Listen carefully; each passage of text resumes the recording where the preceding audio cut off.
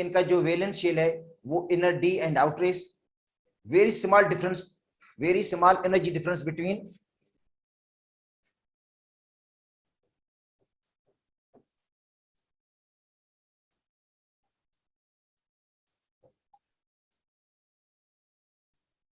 energy difference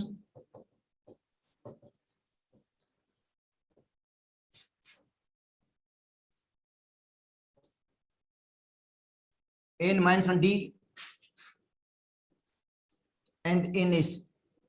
बेटा inner D और outer S के, जो इनर डी और आउटर एस है इनमें एनर्जी का डिफरेंस बहुत कम है, इसलिए बॉन्ड फॉर्मेशन में दोनों मतलब दोनों ऑर्बिटल यूटिलाइज होते हैं, एस भी यूटिलाइज होता है, आउटर एस और इनर डी, इसलिए इनका ऑक्सीडेशन स्टेट बेटा वेरिएबल है।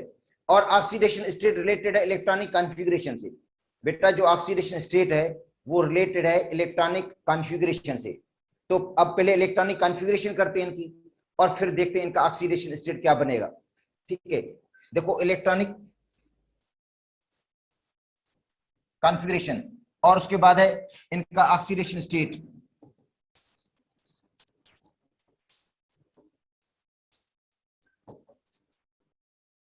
अच्छा बेटा, अब आते हैं पहले स्कैंडियम पे। तो बेटा स्कैंडियम की कॉन्फ़िगरेशन है आर्गन 3d1 4s2, ये है स्कैंडियम की। बेटा स्कैंडियम की कॉन्फ़िगरेशन ये है आर्गन 3d1 4s2। अच्छा, ये कौन से इलेक्ट्रॉन लूज करेगा?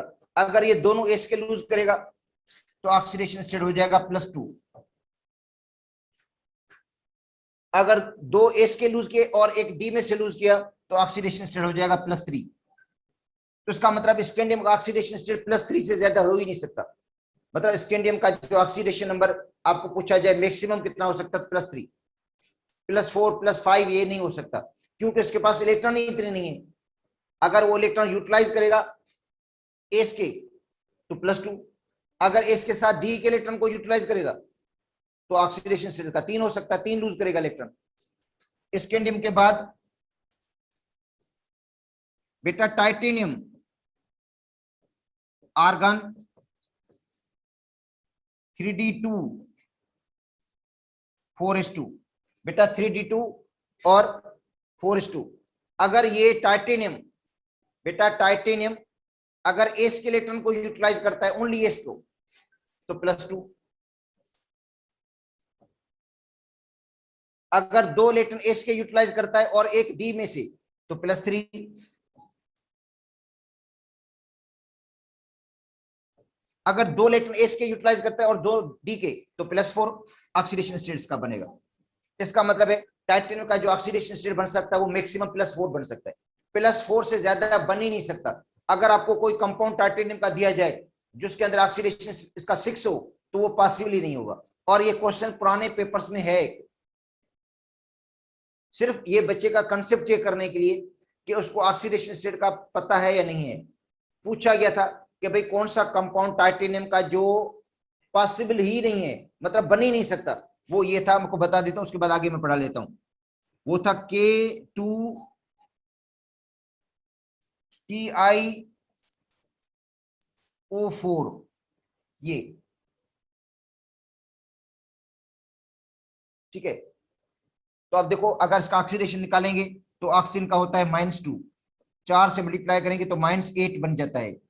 पोटेशियम का ऑक्सीडेशन स्टेट है +1 फिक्स है, 2 से मल्टीप्लाई करेंगे +2, तो लाजिम बात है बीच वाले का 6 रखेंगे तभी जवाब 0 के बराबर होगा, और 6 तो इसका पॉसिबल ही नहीं है ऑक्सीडेशन स्टेट। इसका मतलब है ये टाइटेनियम का कंपाउंड पॉसिबल है ही नहीं है, बनेगा भी नहीं। इसकी जगह पे ये बन सकता है K2TiCl6, ये बन सकता है। किस तरह? क्लोरीन है -1, 6 से मल्टीप्लाई कर दो -6, पोटेशियम है +1, 2 से मल्टीप्लाई कर दो +2, ठीक है, बीच वाले का 4 हो जाएगा। अब ये पॉसिबल है, ये बेटा पॉसिबल है क्योंकि +4 है ऑक्सीडेशन स्टेट इसके अंदर, इसके अंदर +4 है, ये पॉसिबल है, मगर ये कंपाउंड पॉसिबल ही नहीं है टाइटेनियम का। तो ऐसा भी क्वेश्चन आ सकता है जिसके अंदर आपसे पूछा जाएगा कि कौन सा कंपाउंड इसका पॉसिबल है ही नहीं है, टाइटेनियम का, या किसी और का पूछा जा सकता है टाइटेनियम के अलावा भी, तो जाहिर बात है वो ऑक्सीडेशन स्टेट को देखकर हम बताएंगे कि ये कंपाउंड पॉसिबल है, ये नहीं है। तो इसको मैं मिटा देता हूं, ऐसे समझाने के लिए लिखा था।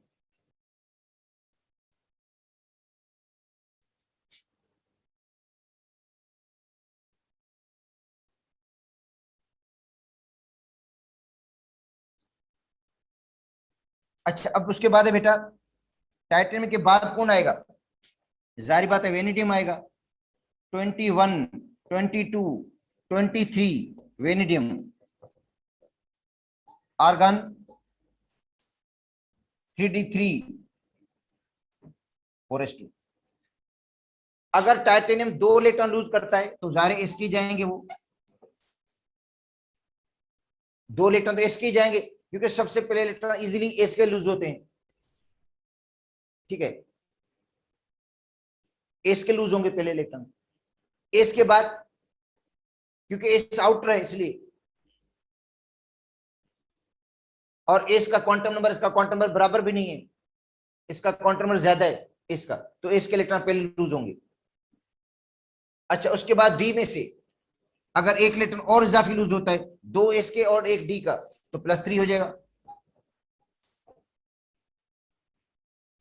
अच्छा, 2 एस के से लूज होते हैं 2 डी में से, +4 भी हो जाएगा। अगर 2 एस में से लूज होते हैं 3 डी में से, 5 लूज होते हैं, तो +5 भी हो जाएगा, मगर +5 से एक्सेस नहीं होगा बेटा। ऑक्सीडेशन नंबर वेनेडियम का +5 से बढ़ेगा नहीं, ज्यादा नहीं होगा +5 से, मैक्सिमम +5 है, ठीक है। Chromium, argon 3d5 4s1। बेटा ये एक्सेप्शनल इलेक्ट्रॉनिक कन्फिग्रेशन याद कर लेना क्रोमियम और कॉपर के अंदर, कि एस का इलेक्ट्रॉन डी में जंप लगाता है, एस का इलेक्ट्रॉन डी में जंप लगाता है, ठीक है, एस का इलेक्ट्रॉन डी में जंप लगा देता है, और डी में 5 इलेक्ट्रॉन हो जाते हैं। और देखो बेटा, अगर आपको अनपेयर्ड इलेक्ट्रॉन का पूछा जाए तो भी आप निकाल सकते हो। डी में, डी के 5 ऑर्बिटल्स हैं, डी के ऑर्बिटल 5 हैं, उनमें इलेक्ट्रॉन पहले सिंगल सिंगल जाते हैं, उनमें जो इलेक्ट्रॉन जाते हैं वो सिंगल सिंगल जाते हैं डी में इलेक्ट्रॉन। आगे मैं पढ़ाऊंगा जब आपको मैग्नेटिक प्रॉपर्टी पढ़ाऊंगा, तो जाहिर मैग्नेटिक प्रॉपर्टी डिपेंडली अनपेयर्ड इलेक्ट्रॉन्स पे करती है, ठीक है। अब आ जाते हैं इसका ऑक्सीडेशन नंबर। इसका ऑक्सीडेशन स्टेट मैक्सिमम 6 तक जा सकता है बेटा, इसका ऑक्सीडेशन नंबर मैक्सिमम 6 तक जा सकता है क्रोमियम का। अब क्रोमियम का जो मुझे लगता है दूसरे बुक्स में ऑक्सीडेशन नंबर लिखा हुआ है क्रोमियम का, वो +1 से शुरू होता है, क्योंकि इसका इलेक्ट्रॉन लूज करेगा, मगर इस बुक में +2 से है, ठीक है। हो सकता है लिखने में कोई गलती हुई है या किस तरह, क्योंकि इसका इलेक्ट्रॉन भी एक है इसमें जाहिर एक लूज होगा तो 1 होगा ऑक्सीडेशन स्टेट। बेटा देखो, एस का अगर एक इलेक्ट्रॉन है तो एक इलेक्ट्रॉन लूज करेगा तो 1 होगा ऑक्सीडेशन स्टेट, ठीक है। मगर यहां पे उन्होंने कहा 2 से शुरुआत होती है, 2 भी है, मतलब एस, एक एस में से जाए एक डी में से जाए। अच्छा, 3 भी हो सकता है, एस में एक जाए डी में से 2 जाए। अच्छा, 4 भी हो सकता है, एस में से एक जाए और डी में से 3 जाए। 5 भी हो सकता है, एस में से एक जाए इलेक्ट्रॉन और डी में से कितने जाएंगे, 4 इलेक्ट्रॉन, और एस में से एक जाए डी में से 5 जाए। 6 भी हो सकता है, और 6 वाला तो पढ़कर आए आप लोग कंपाउंड। बेटा क्रोमियम का ऑक्सीडेशन स्टेट जिसमें 6 है वो आप लोगों ने पढ़ा हुआ है, पोटाशियम डाइक्रोमेट, पोटाशियम क्रोमेट। देखो ये कंपाउंड है, ऑक्सीजन है -2, 4 से मल्टीप्लाई कर दें बेटा, ऑक्सीजन -2 होता है, 4 से मल्टीप्लाई करेंगे -8। पोटाशियम +1 है, 2 से मल्टीप्लाई कर दें +2, तो लाजिम आता है इसका 6 ही होगा, ताकि बराबर होगा 0 के।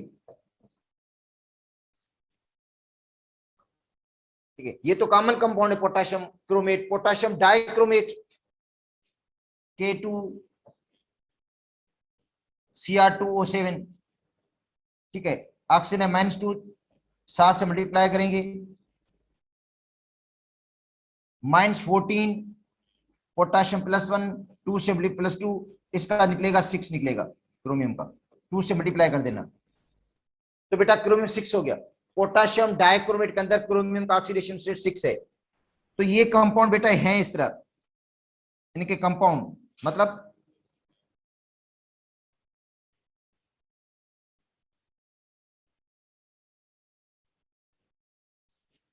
अच्छा, अब आते हैं मैंगनीज पे। 25 आर्गन, 3d5 4s2, इसके सामने उन्होंने 1 लिख दिया है, इसके सामने 1 लिख दिया उन्होंने, पोटाशियम मतलब मैग्नीज के सामने ऑक्सीडेशन स्टेट 1 भी लिखा हुआ है, हालांकि 1 इसके आगे आना चाहिए था। तो कहीं प्रिंटिंग की मिस्टेक है, देखते हैं कि भाई वो जो कंप्यूटर वाला वो प्रिंटिंग में भी हो सकता है। इसका ऑक्सीडेशन स्टेट 1 2 होना चाहिए, 2 से स्टार्ट होना चाहिए, क्योंकि दोनों इसके इलेक्ट्रॉन लूज होंगे वो, ठीक है, मगर इसके आगे 1 लिखा हुआ है, चलो ठीक है, जो लिखा हुआ है वो ही पढ़ लेते हैं। 1 भी है, 2 भी है, बेटा एक इलेक्ट्रॉन लूज करेगा ये, जारे इसमें से जाएगा, फिर क्या होगा, 2 इलेक्ट्रॉन लूज करेगा तो दोनों इसमें से जाएंगे, अगर 3 लूज करता है ये तो 2 एस में से जाएंगे, 1 डी में से जाएगा, अगर ये 4 लूज कर देता है, ठीक है, तो क्या होगा बेटा, 2 एस में से जाएंगे, 2 डी में से इलेक्ट्रॉन जाते हैं, 5 लूज करता है तो 2 एस में से और 3 डी में से, 6 अगर लूज करता है ये तो एस में से 2 जाएंगे, डी में से 4, 7 इसका हाईएस्ट ऑक्सीडेशन स्टेट है। तो डी ब्लॉक में बेटा 3D सीरीज की मैं बात कर रहा हूं, वैसे नहीं, 3D सीरीज के अंदर मैग्नीज का ऑक्सीडेशन स्टेट सबसे हाईएस्ट है। जो मैग्नीज है जैसे पोटाशियम परमैग्नेट कंपाउंड है बेटा, पड़ा हुआ है आपका, ऑक्सीजन -2, 4 से मल्टीप्लाई करेंगे, -8, पोटाशियम +1, Mn का ऑक्सीडेशन स्टेट 7 है। तो पोटाशियम परमैग्नेट में जो Mn का ऑक्सीडेशन स्टेट होता है वो 7 होता है, जो सबसे हाईएस्ट है। 3D सीरीज की मैं बात कर रहा हूं, 4D सीरीज में नहीं है, 4D सीरीज में 8 होता है ऑक्सीडेशन स्टेट बेटा, ठीक है, 8 ऑक्सीडेशन स्टेट हाईएस्ट है, मगर 3D सीरीज के अंदर जो मैक्सिमम ऑक्सीडेशन स्टेट है वो +7 है। ज़ाहिर +8 इसका तो हो ही नहीं सकता, आयरन वाले ग्रुप का है, आयरन का जो ग्रुप है उसी का है।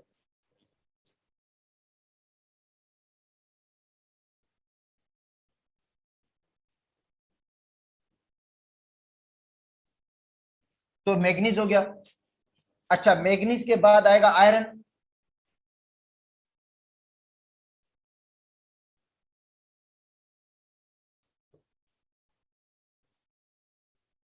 (26) बेटा ये आर्गन,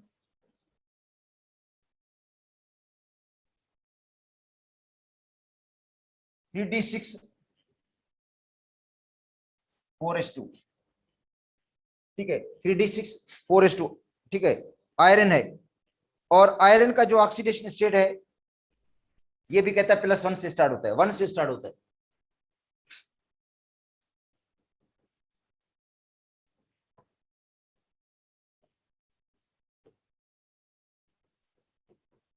वन, जाहिर बेटा 1 तब हो सकता है जब एस का 1 इलेक्ट्रॉन जाएगा, 2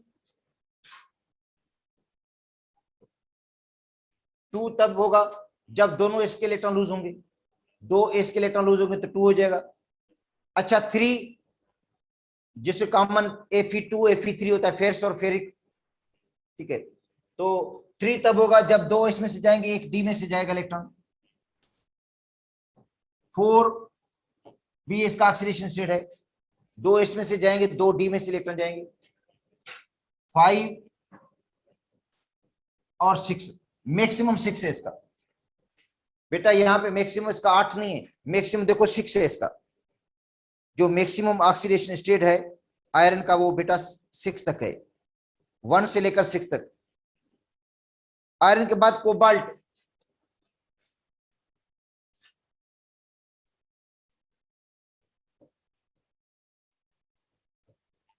argon 3d7 4s2, 3d7 4s2। अब इसका ऑक्सीडेशन से 2 से स्टार्ट होता है बेटा, 2। अगर दोनों एस के इलेक्ट्रॉन जाएंगे बेटा 2 से लेकर, जो कोबाल्ट का ऑक्सीडेशन है वो 2 से लेकर 5 तक है, 2 से लेकर 5 तक, 2 3 4 और 5 का मतलब 2 एस के इलेक्ट्रॉन, डी के इलेक्ट्रॉन लूज करेगा 3 ये। कोबाल्ट के बाद निकिल,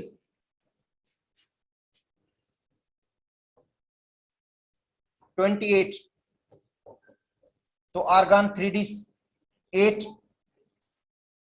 4s2। बेटा निकिल का क्या है, आर्गन 3d8 4s2। और जो सॉरी निकिल का ऑक्सीडेशन स्टेट है वो बेटा 2 3 4 है, बस 2 3 4, 2 3 4, 2 है, 3 है, 4 है,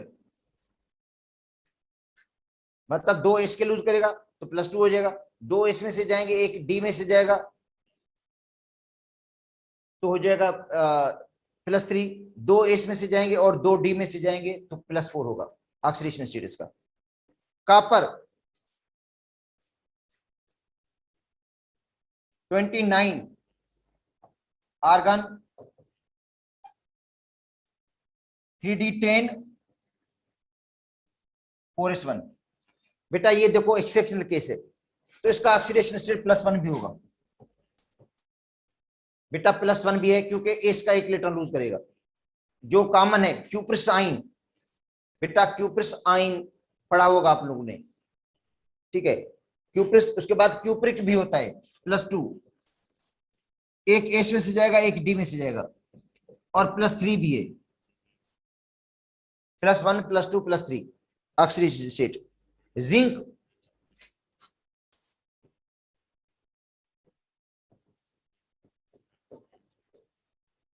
3d10 4s2, इसका ऑक्सीडेशन स्टेट एक ही है, +2, तो बेटा फिक्स ऑक्सीडेशन स्टेट है इसका।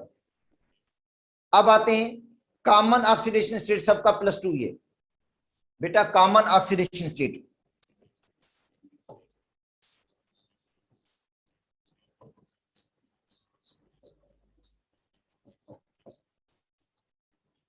और हाईएस्ट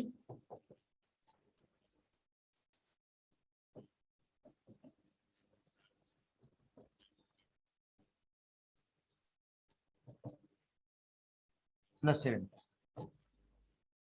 अच्छा कुछ भी होता है कंपाउंड्स के अंदर बेटा, जीरो ऑक्सीडेशन स्टेट भी शो करते हैं। देखो ये है आयरन, ये कार्बोनाइल ग्रुप, बेटा इसके ऊपर कोई चार्ज नहीं है, ये लिगेंड है कार्बोनाइल ग्रुप, बेटा कार्बोनाइल ग्रुप न्यूट्रल लिगेंड है, तो CO,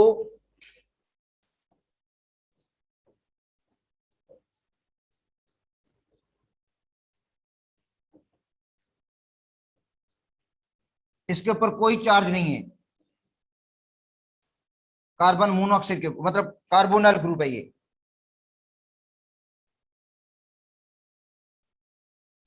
बेटा ये कार्बोनाइल ग्रुप है CO, मगर इसके ऊपर कोई चार्ज भी नहीं है CO, तो आयरन के ऊपर भी चार्ज 0 होगी बेटा, आयरन का ऑक्सीडेशन स्टेट 0 होगा यहाँ पे। निकल भी बनाता है ये ऐसे,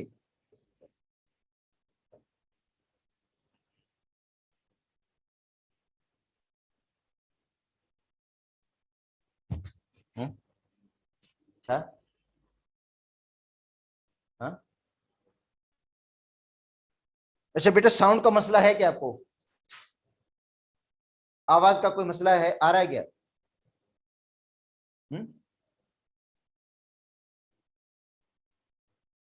ठीक है। तो ये जो कार्बोनाइल ग्रुप है बेटा, कार्बोनाइल ग्रुप, ये न्यूट्रल है, न्यूट्रल रीजन है ये कार्बोनाइल ग्रुप।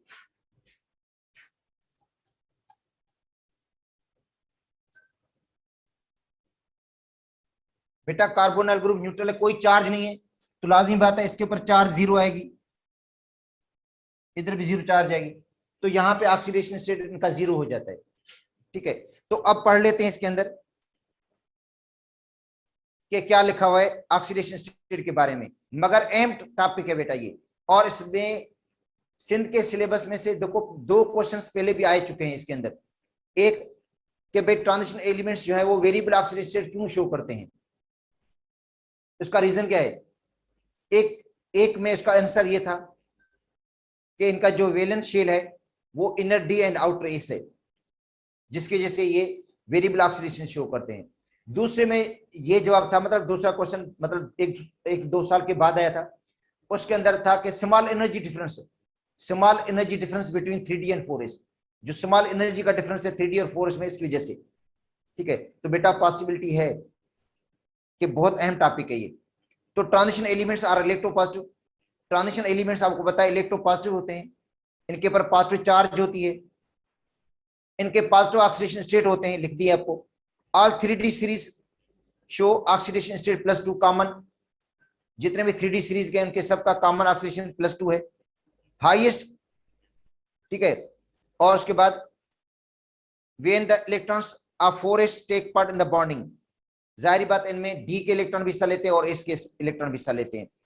दे शो वेरिएबल ऑक्सीडेशन स्टेट, इनका ऑक्सीडेशन स्टेट वेरिएबल होता है, ऑक्सीडेशन स्टेट इनका चेंज होता रहता है, कांस्टेंट ऑक्सीडेशन स्टेट नहीं है इनका बेटा। प्लस फर्स्ट ग्रुप और सेकंड ग्रुप की तरह इनका कांस्टेंट ऑक्सीडेशन स्टेट नहीं है, क्योंकि ग्रुप फर्स्ट वाले और ग्रुप सेकंड वाले बेटा उनका ऑक्सीडेशन स्टेट कांस्टेंट होता है। The reason is that they have D electrons in addition to S electron. Reason क्या है इसका, इनके पास इलेक्ट्रॉन डी के भी होते हैं और एस के भी इलेक्ट्रॉन होते हैं, बॉन्ड फॉर्मेशन के लिए, बॉन्ड बनाने के लिए। These elements have several inner n-1d, n-1d and ns orbital, और दूसरा ns ऑर्बिटल के इलेक्ट्रॉन को यूटिलाइज करते हैं, लूज करते हैं, मतलब n-1d के इलेक्ट्रॉन को भी लूज करते हैं और ns ऑर्बिटल के इलेक्ट्रॉन को भी लूज करते हैं, जो पढ़ा चुका हूं आपको मैं। ठीक है, उसके बाद है in the highest oxygen state of first 5 elements, S and D electrons are used for bonding. Among the 3D series, Mn has maximum oxidation state. Mn का oxidation state maximum है, मगर 4D सीरीज में और 5D series में बेटा, इन 4D और 5D तो Ru ruthenium and osmium,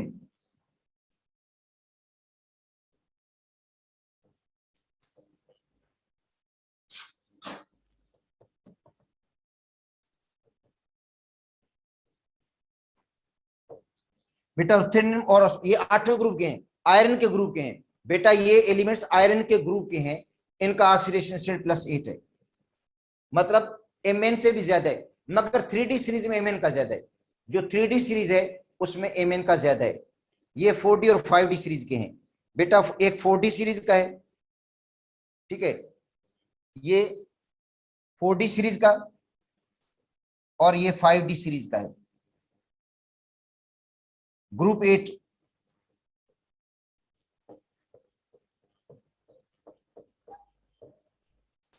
eight B group के हैं बेटा, 8B ग्रुप के हैं, ठीक है, ये एलिमेंट दोनों, इनका ऑक्सीडेशन स्टेट सबसे ज्यादा है। अब आते हैं कैटालिटिक प्रॉपर्टीज बेटा, अब है catalytic properties of the transition elements.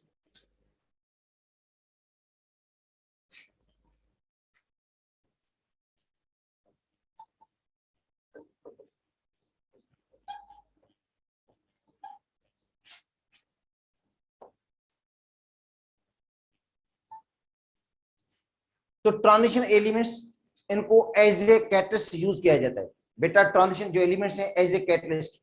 और आपको पता है कैटलिस्ट होता क्या है? Catalyst is a chemical substance which accelerate और retard the rate of reaction. Catalyst chemical substance होता है, केमिकल कंपाउंड होता है, वो रेट ऑफ रिएक्शन को चेंज करता है।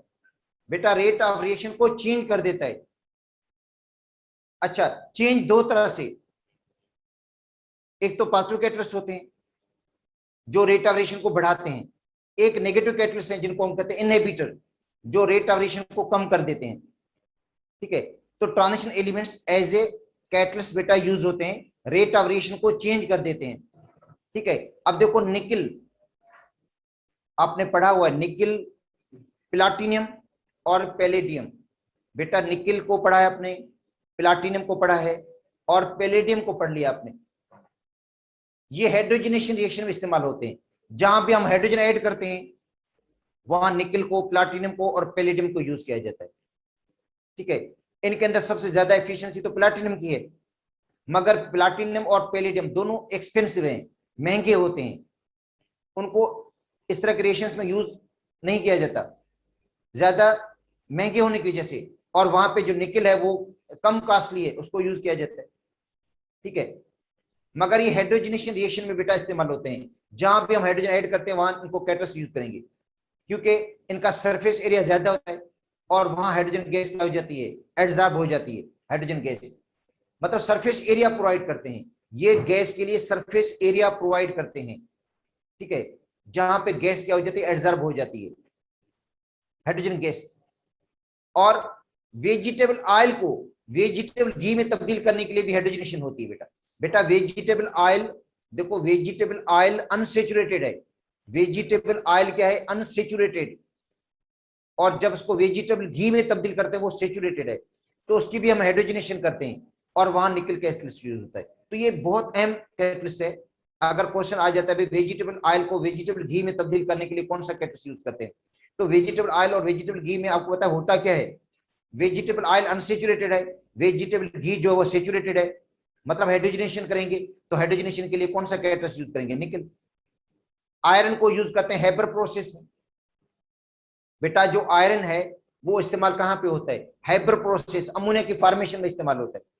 अमोनिया की जो फॉर्मेशन होती है by Haber process, nitrogen hydrogen मिलकर अमोनिया बनाते हैं, तो हेबर प्रोसेस में आयरन को एज ए कैटलिस्ट यूज किया जाता है। सल्फ्यूरिक एसिड की प्रिपरेशन में बेटा सल्फ्यूरिक एसिड कांटेक्ट मेथड के तहत बनता है, सल्फ्यूरिक एसिड बनता है कांटेक्ट मेथड के तहत। और उसमें अहम जो स्टेप है वो है सल्फर डाइऑक्साइड को सल्फर ट्राइऑक्साइड में तब्दील करना। देखो सल्फर डाइऑक्साइड को सल्फर ट्राइऑक्साइड में तब्दील करना, SO2 को SO3 में तब्दील करना।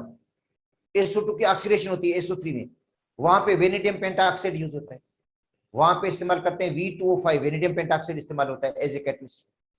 ठीक है, तो इसके अलावा TiCl4, बेटा TiCl4 को यूज करते हैं प्लास्टिक की फॉर्मेशन में, टाइटेनियम को एज ए कैटलिस्ट। मोलेबिडिनियम, मोलेबिडिनियम बेटा वो एज ए प्रोमोटर इस्तेमाल होता है। या मोलेबिडिनियम और कॉपर को, कोबाल्ट को और मोलेबिडिनियम को इस्तेमाल करते हैं टोलिन को बेंजीन में कन्वर्ट करने के लिए। जब टोलिन को बेंजीन में कन्वर्ट करते हैं तो यही यूज होते हैं, कोबाल्ट और मोलेबिडिनियम। अच्छा, अल्कोहल की जब हम ऑक्सीडेशन करते हैं, सॉरी अल्कोहल की जब हम डीहाइड्रोजनेशन करते हैं, बेटा अल्कोहल की डीहाइड्रोजनेशन, इथाइल अल्कोहल को एस्टल्डेट में जब तब्दील करते हैं तो वहां इस्तेमाल करते हैं कॉपर और निकल, कॉपर और निकल कैटलिस्ट यूज करते हैं।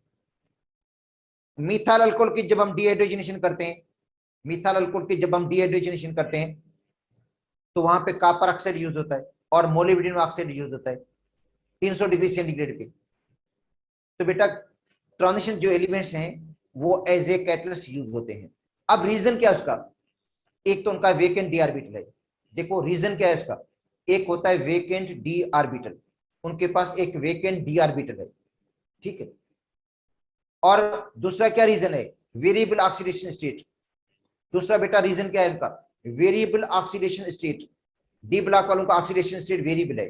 बेटा जो डी ब्लॉक वाले हैं उनका जो ऑक्सीडेशन स्टेट है वो वेरिएबल है। वेरिएबल ऑक्सीडेशन स्टेट की वजह से भी इनको एज ए कैटलिस्ट यूज करते हैं। ठीक है, क्योंकि ये इंटरमीडिएट बनाते हैं कंपाउंड। बेटा ये बनाते हैं रिएक्टेंट के साथ मिलकर एक इंटरमीडिएट बनाते हैं। और वही इंटरमीडिएट फाइनल प्रोडक्ट में तब्दील हो जाता है। ठीक है, आपने पढ़ा होगा एंजाइम के अंदर, एंजाइम सबस्ट्रेट के साथ मिलकर एक एंजाइम सबस्ट्रेट इंटरमीडिएट बनाता है, तो कैटलिस्ट क्या बनाते हैं, इंटरमीडिएट प्रोडक्ट बनाते हैं बेटा। तो इनका ऑक्सीडेशन स्टेट वेरिएबल है, इसलिए ये सबस्ट्रेट के साथ मिलकर एक इंटरमीडिएट बनाते हैं, उसके बाद वो फाइनल प्रोडक्ट में तब्दील हो जाता है। अच्छा, दूसरा इनका सॉलिड स्ट्रक्चर में डिफेक्ट होता है बेटा। सॉलिड स्ट्रक्चर क्या होता है, डिफेक्ट होता है इनके सॉलिड स्ट्रक्चर में। तो छोटे एटम जो होते हैं, छोटे एटम वो उनके स्ट्रक्चर के अंदर चले जाते हैं। जैसे निकल है, निकल के सॉलिड स्ट्रक्चर में डिफेक्ट होता है बेटा। निकल के सॉलिड स्ट्रक्चर में क्या डिफेक्ट, या प्लाटिनम या पेरिडियम के, तो जो छोटे एटम हाइड्रोजन वो पेनिट्रेट करके उनके स्ट्रक्चर के अंदर चली जाती है। वो हाइड्रोजन क्या करती है, पेनिट्रेट करके उनके स्ट्रक्चर में चली जाती है। छोटे एटम पेनिट्रेट करके उनके स्ट्रक्चर में जाते हैं सॉलिड डिफेक्ट की वजह से, उनका एटम के दरमियान गैप होता है और ये इंटरस्टेशियल हाइड्राइड बनाते हैं। पढ़ा होगा आप लोगों ने इंटरस्टेशियल हाइड्राइड सिंध के सिलेबस में, कि जो ट्रांजिशन मेटल्स हैं वो इंटरस्टेशियल हाइड्राइड बनाते हैं। उनके एटम्स के दरमियान स्पेस होता है, गैप होता है, छोटे एटम उसी गैप के अंदर चले जाते हैं। हाइड्रोजन उसी गैप के अंदर चली जाती है। जब निकल को आप हीट देंगे तो हाइड्रोजन बाहर निकलेगी एटॉमिक स्टेट में। ठीक है, तो बेटा ये रीजन है ट्रांजिशन एलिमेंट्स का, कि एज ए कैटलिस्ट इनको यूज करते हैं। तो पढ़ा लेता हूं, वैसे आपको मैं नोट्स बना रहा हूं, इंशाल्लाह आज या कल आपको मैं भेज दूंगा पूरे। उनके अंदर सारी बातें हैं लिखी हुई है, मतलब जो मतलब मैं इधर बता रहा हूं आप लोगों को, सारी बातें बेटा लिखी होंगी इसके अंदर। ठीक है, कहता है most of the transition elements, जो मोस्ट ट्रांजिशन एलिमेंट्स हैं उनको एज ए कैटलिस्ट यूज किया जाता है। कंपाउंड, अच्छा, the compound of the transition metals are also used in catalyst. Element को भी यूज करते हैं और कंपाउंड को भी, मतलब जिस तरह आयरन एलिमेंट यूज हो गया, निकल एलिमेंट यूज हो गया, platinum as a element use होता है, palladium as a element use होता है। कंपाउंड भी यूज होते हैं, जैसे V2O5 कंपाउंड है, TiCl4 कंपाउंड है। मतलब जो ट्रांजिशन एलिमेंट्स हैं, ट्रांजिशन एलिमेंट भी यूज होते हैं और उनके कंपाउंड भी यूज होते हैं एज ए कैटलिस्ट। मतलब ट्रांजिशन एलिमेंट और उनके कंपाउंड दोनों को यूज किया जाता है एज ए कैटलिस्ट। सिर्फ एलिमेंट को नहीं, उनके कंपाउंड को भी यूज किया जाता है as a catalyst. The reason is that transition elements show variety of the oxidation state. Reason आपको मैंने अभी बताया कि उनका ऑक्सीडेशन स्टेट डिफरेंट होता है बेटा, वेरिएबल ऑक्सीडेशन स्टेट है, एक रीजन ये है। दूसरा इनका वेकेंट ऑर्बिटल है रीजन। दूसरा सॉलिड स्ट्रक्चर में डिफेक्ट, ठीक है। और तीसरा ये इंटरमीडिएट बनाते हैं, क्या बनाते हैं, इंटरमीडिएट बनाते हैं सब्सटेंस के साथ, जो फाइनल प्रोडक्ट में तब्दील हो जाता है बाद में। तो variety of the oxidation state, they form intermediate products. ये क्या बनाते हैं, इंटरमीडिएट प्रोडक्ट्स बनाते हैं। क्या बनाते हैं बेटा, इंटरमीडिएट प्रोडक्ट बनाते हैं विथ वेरियस रिएक्टेंट्स, मुख्तलिफ रिएक्टेंट्स के साथ। They also form interstitial compound. अभी आपको मैंने पढ़ाया था कि इंटरस्टेशियल कंपाउंड बनाते हैं बेटा, क्योंकि इनके एटम्स के दरमियान इनका सॉलिड स्ट्रक्चर डिफेक्टेड है, बताया ना आपको। और वैसे ये हमने पढ़ा है सिंध के सिलेबस में हाइड्रोजन वाले टॉपिक में बेटा, चैप्टर 2 के अंदर हाइड्राइड्स, उनमें आपने ये पढ़ा होगा मेटलिक हाइड्राइड या इंटरस्टेशियल हाइड्राइड्स। तो जो ट्रांजिशन मेटल्स हैं बेटा, ट्रांजिशन जो मेटल्स हैं उनके सॉलिड स्ट्रक्चर में डिफेक्ट होता है, सॉलिड स्ट्रक्चर में डिफेक्ट होता है इनका, एटम के दरमियान स्पेस होते हैं, गैप्स होते हैं। और हाइड्रोजन जो छोटे एटम है वो पेनिट्रेट करके उनके स्ट्रक्चर के अंदर चले जाते हैं। और मेटल की प्रॉपर्टीज पर कोई फर्क नहीं पड़ता, मेटल की प्रॉपर्टीज वैसी की वैसी रहती हैं। मगर निकल है तो निकल पर कोई फर्क नहीं पड़ेगा, निकल हाइड्रोजन के साथ कोई केमिकल रिएक्शन नहीं करेगा, क्योंकि हाइड्रोजन तो स्पेस को ऑक्यूपाई करती है बेटा। हाइड्रोजन जो है वो एटम्स के दरमियान जो स्पेस है, एटम के दरमियान जो वैकेंसीज होती हैं उनको जाकर ऑक्यूपाई करती है। और इंटरस्टेशियल हाइड्राइड का कोई फार्मूला भी नहीं बनता, या इंटरस्टेशियल कंपाउंड जो ट्रांजिशन एलिमेंट बनाते हैं ना, इनका कोई फार्मूला नहीं होता पर्टिकुलर, उनका कोई फिक्स रेशियो नहीं होता, कोई स्टोइकोमेट्रिक कैलकुलेशन की है ही नहीं, ठीक है बेटा।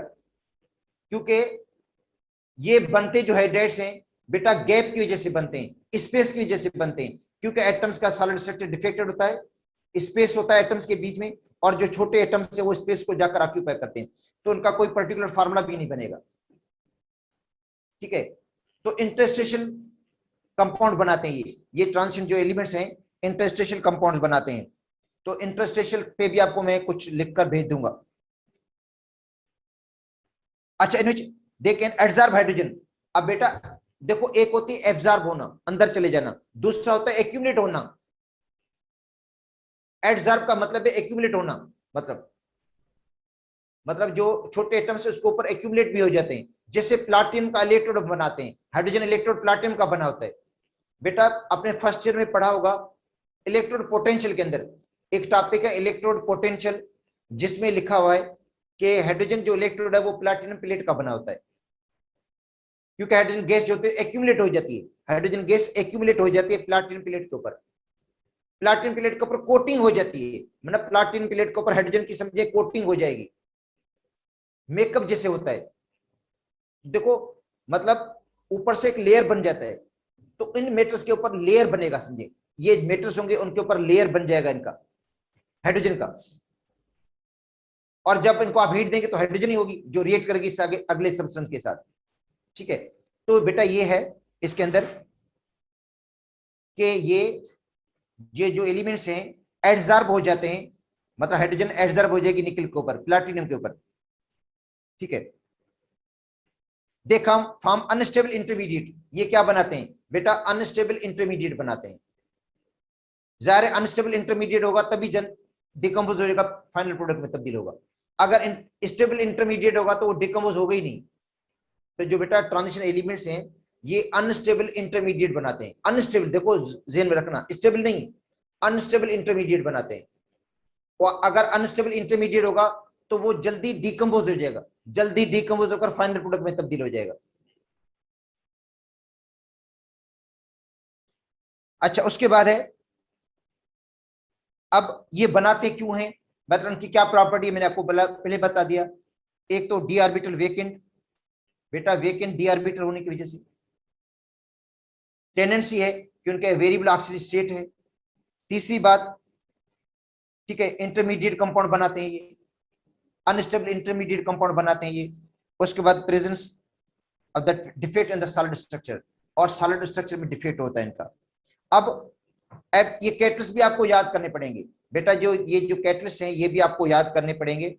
देखो जिंक ऑक्साइड और क्रोमियम ऑक्साइड, आप लोगों ने, आपको मैंने पढ़ाया था मिथाइल अल्कोहल की प्रिपरेशन। बेटा जो मिथाइल अल्कोहल की प्रिपरेशन थी उसमें कार्बन मोनोऑक्साइड हाइड्रोजन गैस है। बेटा कार्बन मोनोऑक्साइड, देखो कार्बन मोनोऑक्साइड है प्लस हाइड्रोजन गैस, उसको हम हीट देते हैं जिंक ऑक्साइड और क्रोमियम ऑक्साइड के ऊपर 400 से 450 टेक टेम्परेचर, 200 एटमॉस्फेयर प्रेशर, तो बनेगा मीथेनॉल। क्या बन जाता है बेटा, मीथेनॉल बन जाता है। देखो बनता मीथेनॉल है। तो ये देखो जिंक ऑक्साइड और क्रोमियम ऑक्साइड ट्रांजिशन एलिमेंट्स हैं, इनको एज ए कैटलिस्ट यूज किया गया है। ठीक है, उसके बाद निकल प्लाटिनम पैलेडियम, ये हाइड्रोजनेशन के लिए। बेटा निकल को, प्लाटिनम को, पैलेडियम को कहाँ यूज किया जाता है, हाइड्रोजनेशन रिएक्शन में। जहां भी हम हाइड्रोजन ऐड करते हैं, पढ़कर आए हो आप लोग, ऑर्गेनिक केमिस्ट्री पूरी में पढ़ाए कि निकल को, प्लाटिनम को और पैलेडियम को जहां भी हम हाइड्रोजन ऐड करते हैं, अल्कीन को अल्केन में तब्दील करने के लिए, या अल्काइन को अल्कीन में, अल्कीन को अल्केन में तब्दील करने के लिए, आगे अनसेचुरेटेड को सेचुरेटेड में तब्दील करने के लिए यूज करते हैं। MnO2 हाइड्रोजन पेरोक्साइड को डिकम्पोज करने के लिए इस्तेमाल होता है। तो आप देखो ये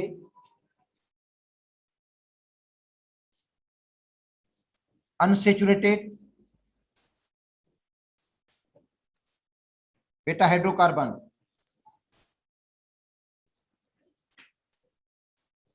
जब इसके हम हाइड्रोजनेशन करते हैं तो वहां कैटलिस्ट कौन सा यूज करेंगे, निकल, प्लाटिनियम या पैलेडियम।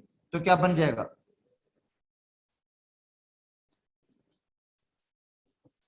Saturated hydrocarbon.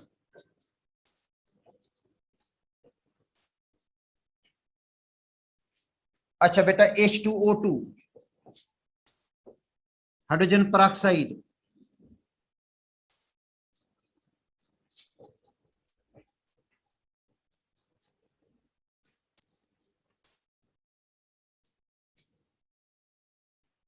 MnO2,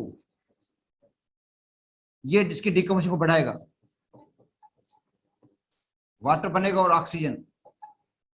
बेटा H2O2 डिकम्पोज होता है वाटर और ऑक्सीजन में, और ये पॉजिटिव कैटलिस्ट है MnO2 जो इसकी डिकम्पोजिशन को बढ़ा देता है। वेनेडियम पेंटाऑक्साइड,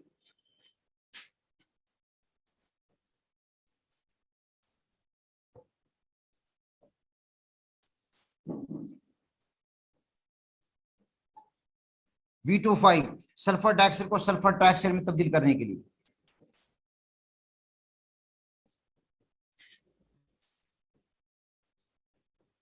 V25 को कैटलिस्ट यूज किया जाता है। हाइपर प्रोसेस,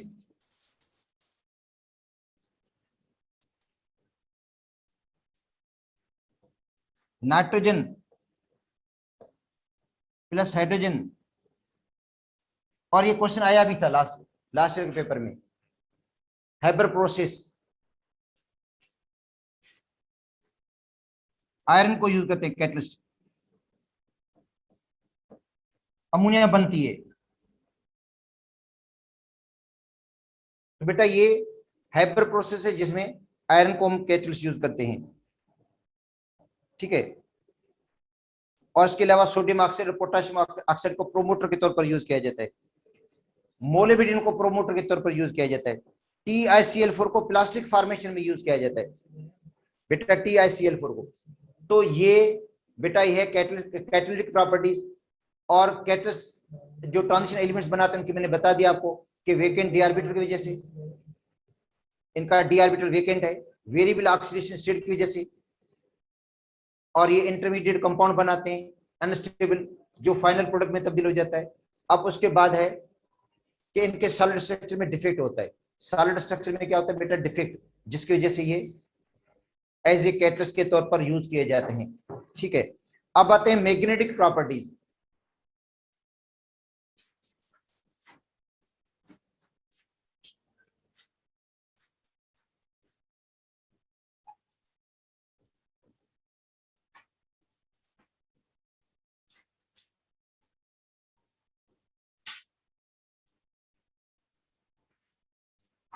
अच्छा बेटा, ट्रांजिशन एलिमेंट जो है पैरामैग्नेटिक है मोस्टली। देखो ट्रांजिशन एलिमेंट्स मोस्टली पैरामैग्नेटिक हैं, ठीक है। उनके पास अनपेयर इलेक्ट्रॉन्स होते हैं, उनको मैग्नेट वीकली अट्रैक्ट करती है। बेटा पैरामैग्नेटिक वो होता है जिसको मैग्नेट वीकली अट्रैक्ट करे, ठीक है। तो ट्रांजिशन एलिमेंट्स मोस्टली पैरामैग्नेटिक हैं, उनको मैग्नेट वीकली अट्रैक्ट करती है due to presence of unpair electrons. बेटा अनपेयर इलेक्ट्रॉन्स है इनके पास, अनपेयर इलेक्ट्रॉन की वजह से उनको मैग्नेट क्या करेगी, अट्रैक्ट करेगी, अनपेयर इलेक्ट्रॉन। और जितने ज्यादा अनपेयर इलेक्ट्रॉन होंगे उतनी मैग्नेट उनको ज्यादा अट्रैक्ट करेगी, और ज्यादा पैरामैग्नेटिक करेक्टर होगा उसका। तो याद कर लो बेटा, पैरामैग्नेटिक करेक्टर, जो उनका पैरामैग्नेटिक करेक्टर है वो डिपेंड करता है अनपेयर इलेक्ट्रॉन्स पे। पैरामैग्नेटिक करेक्टर डिपेंड किस पे करेगा, अनपेयर इलेक्ट्रॉन पे डिपेंड करता है। जितने ज्यादा अनपेयर इलेक्ट्रॉन उतना उनको मैग्नेट ज्यादा अट्रैक्ट करेगी, ठीक है। अब डायमैग्नेटिक भी है इनमें, जो जिनको मैग्नेट रिपेल करेगी। बेटा मैग्नेट क्या करेगी, वीकली रिपेल करेगी, वो डायमैग्नेटिक होंगे। और डायमैग्नेटिक किसको कहेंगे हम, जिसके अंदर सब इलेक्ट्रॉन पेयर्ड हो, जैसे जिंक है बेटा, जैसे जिंक है तो जिंक डायमैग्नेटिक है। देखो जिंक क्या है, डायमैग्नेटिक होता है, ठीक है, क्योंकि उनके अंदर सब इलेक्ट्रॉन पेयर्ड है। और आयरन कोबाल्ट निकल ये फेरोमैग्नेटिक है। बेटा आयरन कोबाल्ट निकल के हैं, ये मैग्नेटाइज भी हो जाते हैं और इनको मैग्नेट स्ट्रांगली अट्रैक्ट भी करती है। जो फेरोमैग्नेटिक होते हैं उनको मैग्नेट स्ट्रांगली अट्रैक्ट करेगी। इनके कंपाउंड्स में या एलिमेंट्स में अनपेयर इलेक्ट्रॉन ज्यादा होते हैं, जिनकी वजह से उनको मैग्नेट ज्यादा अट्रैक्ट करती है, ठीक है। तो अब देखो ट्रांजिशन एलिमेंट्स में एक तो पैरामैग्नेटिक हो गए बेटा, पैरामैग्नेटिक मोस्टली पैरामैग्नेटिक, ठीक है। कुछ डायमैग्नेटिक भी हैं, जिंक वाला ग्रुप, जो जिंक का ग्रुप है, या सपोज कहते हैं कॉपर में भी ऐसा हो जाता है। कॉपर जो क्यूप्रस आयन है, क्यूप्रस आयन में ए से 1 इलेक्ट्रॉन लूज हो जाता है और डी में 10 इलेक्ट्रॉन हो जाते हैं, तो वो भी डायमैग्नेटिक हो जाता है, क्यूप्रस आयन भी। तो देखना पड़ेगा कि डी में अगर सारे इलेक्ट्रॉन्स जो है वो सारे इलेक्ट्रॉन पेयर्ड हैं, बेटा देखो, अगर अनपेयर इलेक्ट्रॉन जीरो है, अगर अनपेयर इलेक्ट्रॉन जीरो है तो डायमैग्नेटिक होगा। अगर अनपेयर इलेक्ट्रॉन, बेटा ठीक है, अगर उसके पास जैसे अनपेयर इलेक्ट्रॉन बढ़ते जाएंगे तो उसका पैरा मैग्नेटिक करेक्टर भी बढ़ता जाएगा। इसका मतलब है जो पैरा मैग्नेटिक करेक्टर है वो डिपेंड करता है अनपेयर इलेक्ट्रॉन्स पे।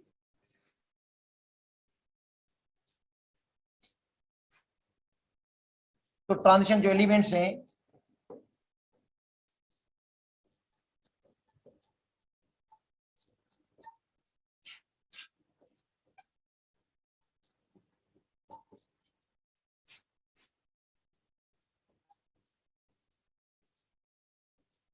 बेटा मोस्टली पैरामैग्नेटिक है।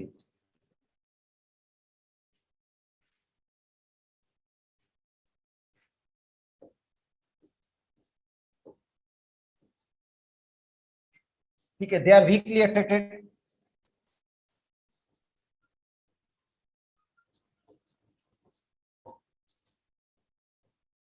Bye strong magnetic field.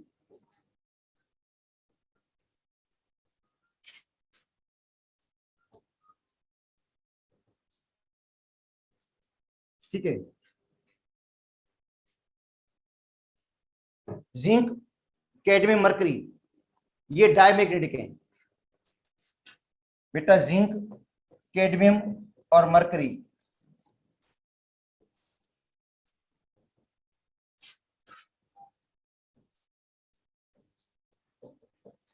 ठीक है, डायमैग्नेटिक है।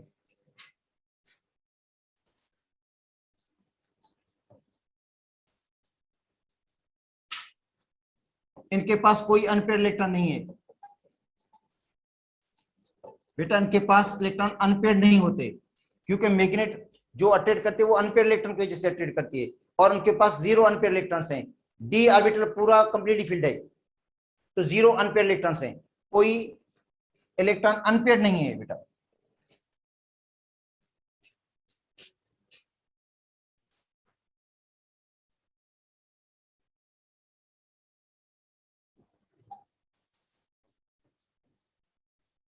इनको वीकली रिपेल करती है।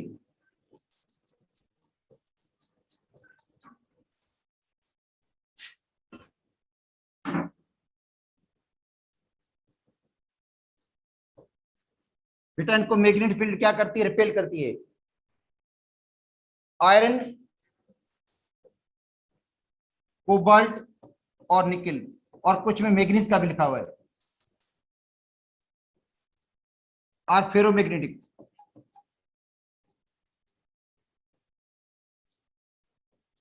और जो फेरोमैग्नेटिक होते हैं उनको मैग्नेट जो होते हैं वो स्ट्रांगली अट्रैक्ट करती है।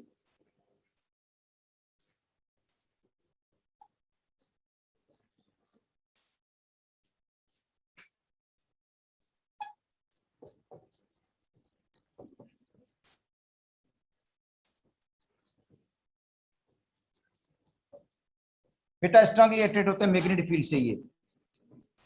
ठीक है, अच्छा अब आते हैं, देखो ये सारी चीजें बेटा डिपेंड करती हैं अनपेयर इलेक्ट्रॉन्स पे। देखो मैग्नेटिक जो प्रॉपर्टीज हैं ये डिपेंड करती हैं अनपेयर इलेक्ट्रॉन्स पे।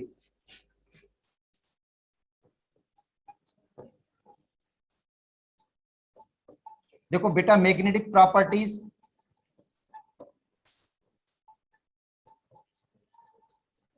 डिपेंड्स अपॉन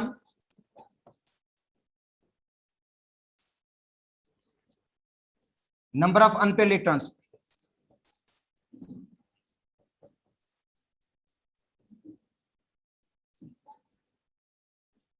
ठीक है, अगर अनपेयर इलेक्ट्रॉन्स ज्यादा होंगे तो बेटा मैग्नेटिक प्रॉपर्टीज भी उसकी ज्यादा होंगी। जितने अनपेयर इलेक्ट्रॉन्स उतनी मैग्नेटिक प्रॉपर्टीज उसकी ज्यादा होंगी। अब आते हैं स्कैंडियम पे।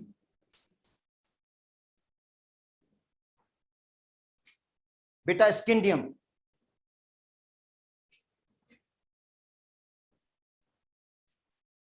ठीक है, अगर स्कैंडियम आयन बना लेते हैं, स्कैंडियम जो मेटल है वो तो वीकली पैरामैग्नेटिक होगा बेटा, वीकली एटम। देखो क्योंकि स्कैंडियम की इलेक्ट्रॉनिक कन्फिग्रेशन ये है 1s2, सॉरी इसको लिखेंगे आर्गन 4s2 3d1। अगर बेटा इनकी इलेक्ट्रॉन्स बना रहे हम अनपेड इलेक्ट्रॉन्स,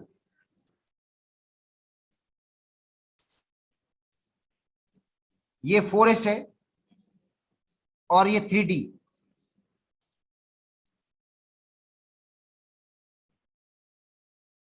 और d के 5 ऑर्बिटल हैं बेटा, dxy, dyz, dxz, dx square Y square, dz square. तो d के 5 ऑर्बिटल्स हैं, इलेक्ट्रॉन एक है, मतलब एक अनपेड इलेक्ट्रॉन है इसके अंदर। तो बेटा स्कैंडियम एटम के अंदर एक इलेक्ट्रॉन है, तो इसका मतलब है उनको मैग्नेट वीकली अट्रैक्ट करेगी, पैरामैग्नेटिक होगा। ये क्या होगा, स्कैंडियम एटम बेटा पैरामैग्नेटिक होगा, तो ये है पैरामैग्नेटिक।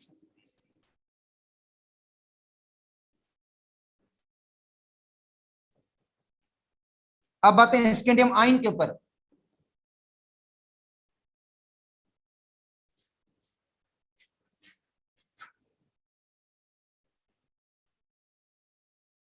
स्कैंडियम आयन,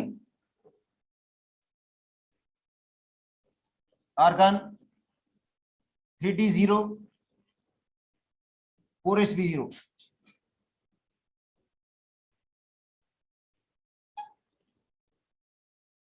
बेटा डायमैग्नेटिक होगा, स्कैंडियम जो आयन होगा वो डायमैग्नेटिक होगा, क्योंकि इसके पास कोई इलेक्ट्रॉन अनपेयर नहीं है, ठीक है। और इसने जो वैलेंस में इलेक्ट्रॉन थे वो लूज कर दिए, तीनों, 2 एस के लूज कर दिए और एक डी में से। अच्छा, स्कैंडियम के बाद है टाइटेनियम, आर्गन 3d2 4s2।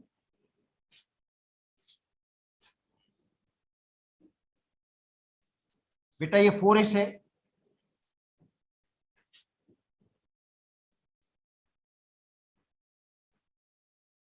और ये 3d, dxy, dyz, dxz, dx square Y square, dz square. D के 5 ऑर्बिटल्स हैं और डी में इलेक्ट्रॉन 2 हैं, सिंगल सिंगल जाएंगे। एस के इलेक्ट्रॉन पेयर्ड होंगे, मगर डी के जो इलेक्ट्रॉन होंगे वो सिंगल जाएंगे बेटा, अनपेयर्ड होंगे। 2 इलेक्ट्रॉन अनपेयर्ड है बेटा, इसके पास 2 इलेक्ट्रॉन अनपेयर्ड है, तो जो टाइटेनियम होगा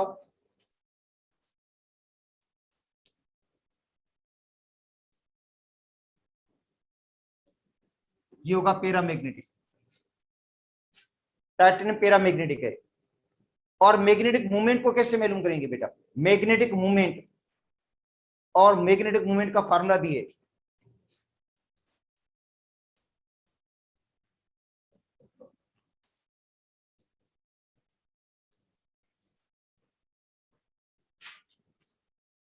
ये होता है बेटा अंडर रेडिकल n+2। बेटा फार्मूला क्या है इसका, n और ब्रैकेट में क्या है, n+2 को मल्टीप्लाई करेंगे n से, और n है नंबर ऑफ अनपेयर्ड इलेक्ट्रॉन्स। बेटा n है नंबर ऑफ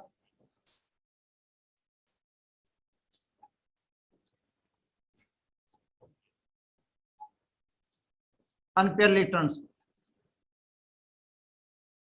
तो n की वैल्यू क्या क्या हो जाएगी, n की वैल्यू बेटा 2 होगी, यहाँ पे n की वैल्यू 2 हो जाएगी, 2 अनपेयर्ड इलेक्ट्रॉन्स हैं।